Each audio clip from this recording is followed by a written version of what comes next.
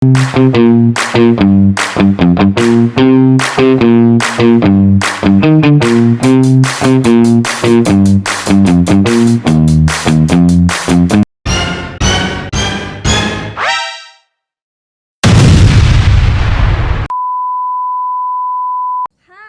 So, my name is Jessa Silusanya from BT Beated Fish Processing. So, doing a fish cleaning. So, let's go! So, I will show to doing the fish cleaning and marinating po ng isda. Tuturuan ko po kayo kung paano mag-marinate po ng may isda. Para po hindi masira ang isda agad, kailangan po natin mag-marinate ng fish. Need po natin ng step by step. So, this is my preparation about fish. You can see naman is mag-ano po tayo, magma-marinate, and then after nag-cleaning muna po pala tayo before marinating. So, malinis po ang mga gamit ko. So, you can see naman po, dapat malinis ang mga kagamitan sa pagmamarinate para iwas bacteria po. Kailangan natin mag-ingat sa mga ginagamit nating sangkap kung kinakailangan. If you can see naman, andito yung mga sangkap natin sa fish cleaning, fish marinating.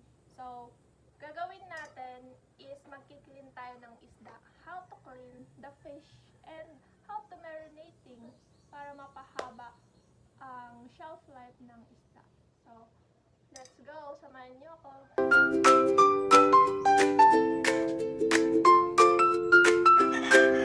So, if you can see naman, sariwa ang isda nating nabili. Napakaaga natin nagpalengke para bumili ng isda. Samahan niyo ako mag-marinate and cleaning. Let's go! Need po natin gumamit ng scissor para matanggal po ang hasang mga isda.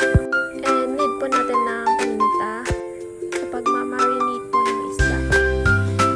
Ito po pala yung aking lalagyan ng marinate. Napakalinis po. Especially po suka, need po lagyan ng isda. Onion po para po maalis po ang langsa. Yun na muna po yung mga pre-prepared ko. And especially the fresh fish. Nakikita nyo naman is napakasariwa ng aking nabiling isda. You can see naman, di ba? So, sobrang init, maaga pa tayo malengke. And then, uunahin natin is paglilinis ng isda. And after that, imamarinate po natin. So, first is, puputulan natin ang buntot. Kailangan talaga natin putulan para hindi tayo matinig syempre. And yung ganito, kalikpik, ayusin natin ng maigi para pulido kapag naglilinis. Yon. And kailangan din natin ng, dito sa may asang, kaalisin natin yung kanyan. Yon. Ang napili pala natin na is fish cleaning. Kasi mas madali-dali kasi yun mag-preparation. So, alisin natin yung asang para for sure malinis na malinis po talaga. Dandan kasi baka magkasugat-sugat tayo ng kamay. So, yun. And then after, tapos natin lahat na palikpik ng tigas. Kailangan natin alisin din yan. Make sure na gentle ka mag-alis ng palikpik kasi masusugatan ka nga sabi ko. And after, need natin ng hiwa. Dito po sa hiwain natin sa palalisin yung dito pa. Yun. After that, alisin natin yung bitukan ng isda po. Para mas malinis na malinis. Yun. Prepare natin na malinis talaga siya. Para pag sinarinate, wala nang dugo or kikita man na bacteria. Ito pa pala nakalimutan ko. Pasan ko na po yung yung isda po. So, marinating naman po tayo. Una muna is, nagano na po ako ng hiwa ko ng sibuyas. So, hiwain na din natin ng 3 yung ating fish. Para ko i-marinate.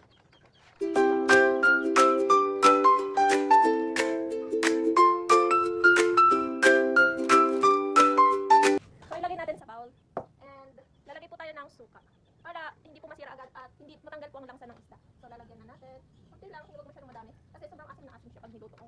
Paramihan natin. And, lalagyan natin ng paminta. Kunti lang. Yun. And next, sibuyas. Yan. In English, syempre, onion.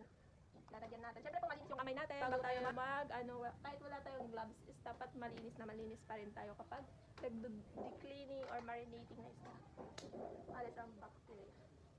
Babad natin ng 20 minutes. Yun lang, it's already done to preparation about cleaning the fish and marinating. And I hope you learn a lot to watch my video presentation. And good luck and enjoy to end my presentation.